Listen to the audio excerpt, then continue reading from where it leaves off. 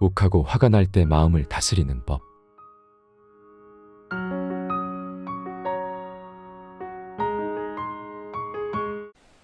욱하는 성격은 누구에게나 있다. 욱하는 성격은 누구나 가지고 있는 본능적 반응이다.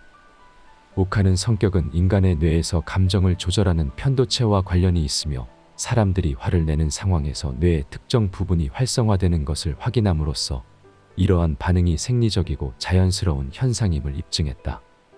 욱하는 성격이 누구에게나 있는 이유를 이해하기 위해 먼저 뇌의 구조와 기능을 살펴보자. 인간의 뇌에는 감정을 조절하는 편도체라는 부분이 있다. 편도체는 우리가 위험을 감지하고 빠르게 반응하도록 돕는 역할을 한다. 이는 우리 조상들이 생존을 위해 즉각적인 반응이 필요했던 상황에서 유리하게 작용했다. 예를 들어 위험한 동물이 나타났을 때 즉각적으로 도망치거나 싸우는 반응을 하도록 만든 것이다. 이러한 편도체의 활성화는 인간의 본능적인 감정 반응에 중요한 역할을 한다는 것이다. 또한 욱하는 성격은 생리적인 스트레스 반응과도 밀접한 관련이 있다. 스트레스를 받으면 우리 몸은 아드레날린과 코르티솔 같은 호르몬을 분비한다. 이는 신체가 빠르게 반응할 수 있도록 준비시키는 과정이다. 예를 들어 갑작스러운 상황에서 욱하는 반응을 보이는 것은 이러한 호르몬 분비로 인해 발생하는 것이다. 역사적으로도 욱하는 성격은 다양한 문화와 시대에서 관찰되었다. 고대 그리스 철학자들은 인간의 감정을 연구하면서 욱하는 성격을 본능적인 반응으로 설명했다. 아리스토텔레스는 인간은 자연스럽게 감정적이다 라고 언급하며 욱하는 성격이 인간의 본성임을 강조했다. 이러한 역사적 기록은 욱하는 성격이 우리 인간의 본질적인 부분임을 보여준다. 결론적으로 욱하는 성격은 인간의 본능적인 반응으로 누구에게나 존재한다. 이는 뇌의 구조와 생리적 반응 그리고 역사적 기록을 통해 입증된 사실이다. 그러나 욱하는 성격을 관리하고 조절하는 방법도 존재한다. 욱하는 성격을 이해하고 이를 관리하는 것은 우리의 삶의 질을 높이는 데 중요한 요소인 것이다. 분노와 짜증을 가라앉히는 방법. 먼저 간단한 호흡 조절만으로도 분노와 짜증을 50% 이상 감소시킬 수 있다고 한다. 깊은 호흡은 자율신경계를 조절하여 스트레스 호르몬을 줄이고 분노와 짜증을 가라앉히는 효과가 있다고 한다. 분노와 짜증을 가라앉히는 다양한 방법을 이해하기 위해 먼저 호흡 조절의 중요성에 대해 살펴보자. 호흡은 우리 몸의 자율신경계를 조절하는 중요한 역할을 한다. 깊고 천천히 호흡하면 몸과 마음이 이완되면서 스트레스 호르몬인 코르티솔의 분비가 줄어든다. 심호흡은 자율신경계를 안정시키고 분노를 효과적으로 줄이는 데 도움이 된다는 것이다. 또한 마음챙김 명상은 분노와 짜증을 관리하는 데 효과적인 방법 중 하나이다. 마음챙김 명상은 현재 순간에 집중하고 자신의 감정을 있는 그대로 받아들이는 연습을 포함한다. 예를 들어 짜증이 날 때 잠시 멈추고 자신의 호흡에 집중하면 감정의 폭발을 막고 상황을 더 차분하게 대처할 수 있다. 운동 또한 분노와 짜증을 해소하는 데 큰 도움을 준다. 신체 활동은 스트레스를 줄이고 행복 호르몬인 엔도르핀을 분비하게 한다. 예를 들어 화가 날 때 간단한 산책이나 달리기를 하면 기분이 훨씬 나아질 수 있다. 규칙적인 운동이 스트레스를 줄이고 분노 관리에 긍정적인 영향을 미치며 이는 신체 활동이 우리의 감정을 조절하는 데 중요한 역할을 한다는 것을 보여준다. 또 다른 방법은 긍정적인 자기 대화이다. 분노와 짜증이 날 때 자신에게 긍정적인 말을 건네는 것은 감정을 조절하는 데 도움이 된다.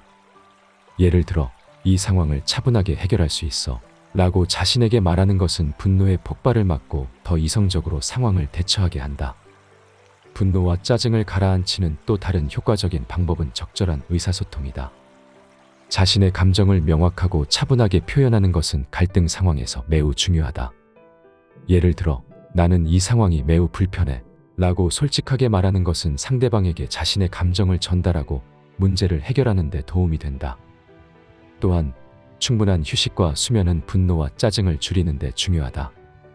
수면 부족은 스트레스 호르몬의 분비를 증가시키고 감정 조절을 어렵게 만든다.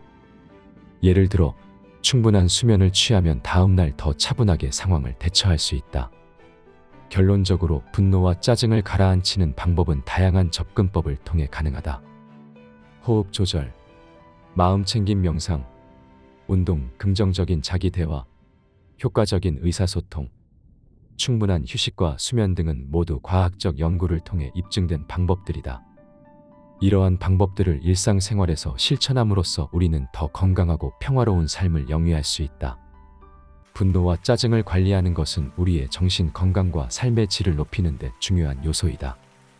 이를 통해 우리는 더 나은 인간관계를 유지하고 스트레스를 효과적으로 관리할 수 있다. 다양한 방법들을 시도하고 자신에게 맞는 방법을 찾아 분노와 짜증을 잘 다스리는 법을 익혀보자. 감정 기복을 없애주는 기술. 감정 기복을 줄이는데 명상이 가장 효과적인 방법 중 하나라고 한다.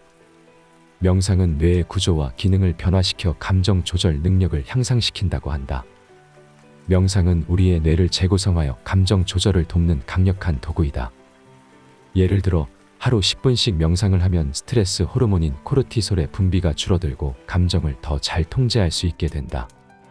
또한 규칙적인 운동도 감정 기복을 줄이는 데 효과적이다. 운동은 엔도르핀과 같은 기분을 좋게 만드는 호르몬의 분비를 촉진하여 스트레스를 줄이고 감정을 안정시킨다.